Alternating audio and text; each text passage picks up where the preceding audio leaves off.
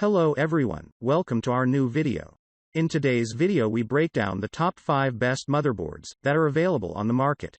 I tried to make the list based on their popularity, quality, price, durability, user opinions and more. If you need more information about these products, please check the link in the description section below. And make sure you subscribe to more videos. Okay, so let's get started with the video.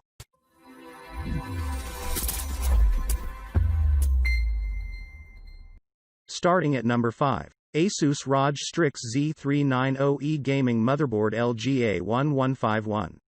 Fully command your gaming experience on 9th generation Intel Core processors with the ROG Strix Z390E Gaming featuring 5-way optimization for dynamic system control with AI overclocking. Dual M.2, 802.11 AC Wi-Fi and USB 3.1 Gen 2 deliver maximum connectivity speeds while Asus Optimum 2 ensures better DRAM overclocking stability. This motherboard is marketed towards head enthusiasts, yet Asus pulled a fast one on everyone by claiming it's 8 VRM when in fact it's 4x2. I didn't know this when I purchased the motherboard and found out the hard way how much heat the VRMs were building up, which ultimately led to the CPU needing more volts. This quickly led to some nasty temperatures and other problems even at stock speeds, which caused me to send this piece of junk back to Amazon and purchase the GIGABYTE Z390 AORUS Ultra instead, 12-phase VRM. At number 4. MSI MEG X570 Ace Motherboard. Unique infinity and high-class golden design with rich specification. Win games and set records with 12+2+1 IR digital power, Mystic Light Infinity, Triple Lightning M.2 with Shield Frozer, Audio Boost HD, Game Boost and Dual LAN with 2.5G Gaming LAN plus Wi-Fi 6 solution. Audio, 7.1 channel high definition audio, supports optical S/PDIF output.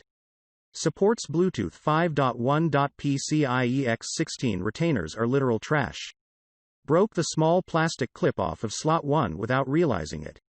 BIOS is simply inaccessible after initial boot. At all. Attempting to access BIOS by pressing Del at boot will cause your machine to sit at a perpetual black screen, so make sure you make what changes you need the first time you boot. Requires sign-in account creation to use some features in software. Even what features you are allowed to use without joining their botnet don't work well. RGB controls fail constantly, running maybe a couple hours at a time before needing to be reset. Fan control just sporadically doesn't work. Takes control of peripheral RGB without asking, replacing your neutral backlighting with epilepsy. At number 3. GIGABYTE X299 AORUS Master Intel LGA 2066E.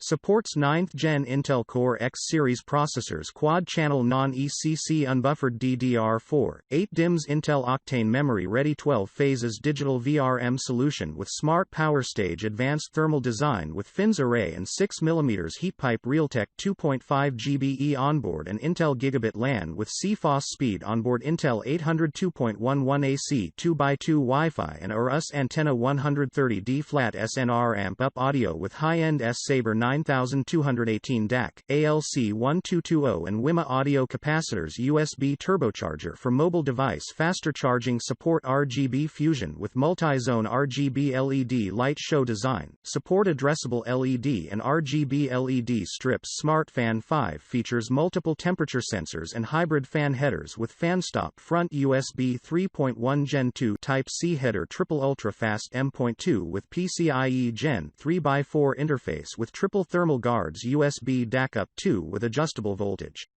EATX form factor, 30.5 cm by 26.9 cm. First, upon arrival the lower M2 heatsink cover was loose and flapping around inside the bag. This is because the screw provided is not long enough that heat sink at the chipset heatsink. Go look at every single review and picture of this motherboard. Every single one will show that screw missing. My missing screw had relocated itself underneath the chipset heatsink. So I had to finesse the screw out from under there. At number 2. GIGABYTE H370 HD3 LGA1151, Intel, USB 3.1 Gen 2, USB 3.1 Type. Socket 1151, support 8th Gen Intel Core processors, dual-channel DDR4, 4 DIMMs, 2-way graphics support, Relate ALC 887 codec, GIGABYTE UEFI dual BIOS App Center including Easy Tune and Cloud Station utilities, ATX form factor, 305mm by 224mm. High-definition audio. I have been building my own PCs for 17 years and never had a BIOS not recognize my boot device SSD. After researching for an hour, I found nothing too helpful, but with some odd clicking I finally got it to boot to Windows.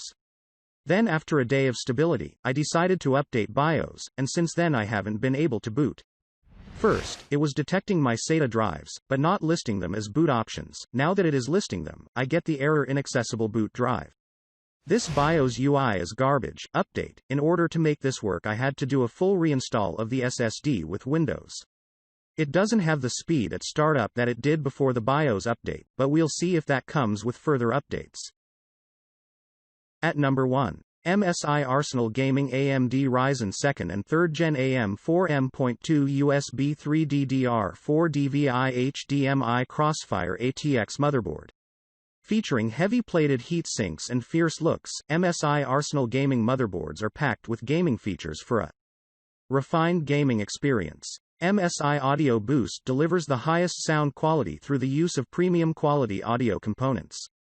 This lets you enjoy breathtaking, game-changing sound to create the most exciting gameplay. MSI motherboards are crammed with features to fuel your gaming rig's memory with more speed, higher overclockability and increased stability. Despite having a BIOS update to add Ryzen 3000 compatibility, I am lucky to even be able to get to the BIOS screen with a Ryzen 5 3600.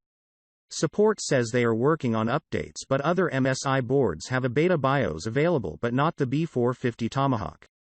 Don't worry though, MSI has long messages about how excited they are about having released X570 motherboards. They can't even give a date by which there will be an update.